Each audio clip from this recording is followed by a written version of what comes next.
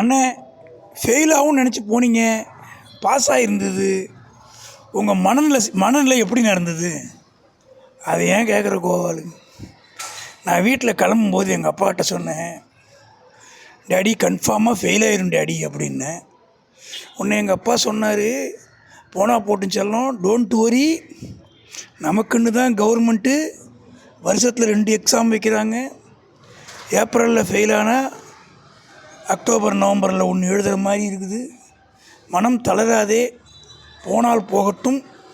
இது ஃபெயில் ஆச்சுன்னு பார்த்துட்டு அழுதுடாதே, டென்ஷன் ஆகிடாதே, ஜாலியாக வா, அடுத்த பரீட்சை எழுதி நம்ம பாஸ் பண்ணிக்கலாம், என்ன பயப்படாத, கவலைப்படாதுன்னு சொல்லி தைரியம் மூட்டி அமிச்சார்.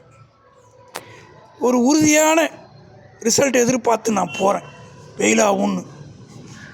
அந்த இடத்துல பாஸ் ஆகும்போது ஒரு அதிர்ச்சி வருமா வராதா கோபாலு?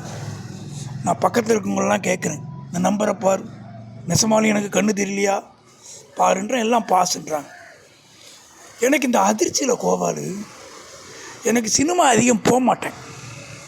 அன்றைக்கி நிஜமாலுமே மகிழ்ச்சி வந்துடுச்சு. ஏதாவது ஒரு சினிமா தேட்டருக்கு போகலான்னு போய் சினிமா பார்த்துட்டு ராத்திரி 10 மணிக்கு போகிறேன் கோபாலு வீட்டுக்கு முன்னாடி ஒரு ஃபர்லாங் முன்னாடியே வந்து பஸ் ஸ்டாண்டில் நிற்கிறார் எங்கள் அப்பா.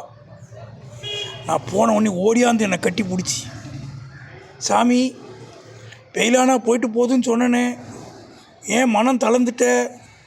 நான் பயந்துட்டேன், என்னாச்சோ ஏதாச்சோ, எனக்கு கையும் ஓடலை காலும் ஓடலை, பரீட்சையெல்லாம் ஒரு மேட்ரா, நாளைக்கு பாஸ் பண்ணிக்கிட்டா போகுது, ஏதோ ஆயிடுச்சோன்னு சொல்லி எனக்கு ஒன்றுமே பண்ண தெரியல. நான் பஸ் ஸ்டாண்டில் ஓடியாந்து நின்றுட்டேன், உள்ளே கண்ணால் பார்ப்போமான்னு பயம் வந்துருச்சுன்னார். இந்த மாதிரி சலுகை இருக்கும்போது கோபாலு, நம்ம எப்படி ஒழுங்காக படிப்போம் சொல்லு? டேடி பாஸ் பண்ணிட்டேன், அந்த அதிர்ச்சியே சமநிலைப்படுத்த சினிமாவுக்கு போயிட்டு வந்தேன்னு.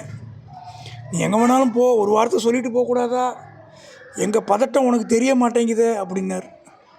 அப்புறம் வீட்டுக்கு போனால் ஸ்வீட்லாம் பண்ணி கொடுக்குறாங்க ராத்திரியில். பார்த்துக்க, ஒரு பாஸுக்கு நடக்கிற சமாச்சாரம். அண்ணா கதையாக சொல்கிறீங்க அண்ணா. அண்ணா நீங்கள் எப்படின்னா இதெல்லாம் உங்களுக்கு ஃப்ளோவாக வருதாண்ணா, இல்லை யோசிச்சு சொல்கிறீங்களா அண்ணா? கோபாலு, இந்த உலகத்தில் என்னை பாராட்டுறதுக்கு ஒரே ஒரு ஆள் இருக்காங்கன்னா அது நீ ஒரு ஆள் தான். அதுக்குன்னு நான் ஒரு முடிவு பண்ணிட்டேன். எப்போ நீ எந்த உதவி கேட்டாலும் முடிஞ்சால் அவசியம் செய்யலான்னு முடிவு பண்ணியிருக்கேன். ஆனால் அது எப்பயும் முடியாது, சும்மா வாய்ப்பேச்சு பேசுகிற ஒரு நீங்கள். அண்ணா வைங்கண்ணா. சரிப்பா.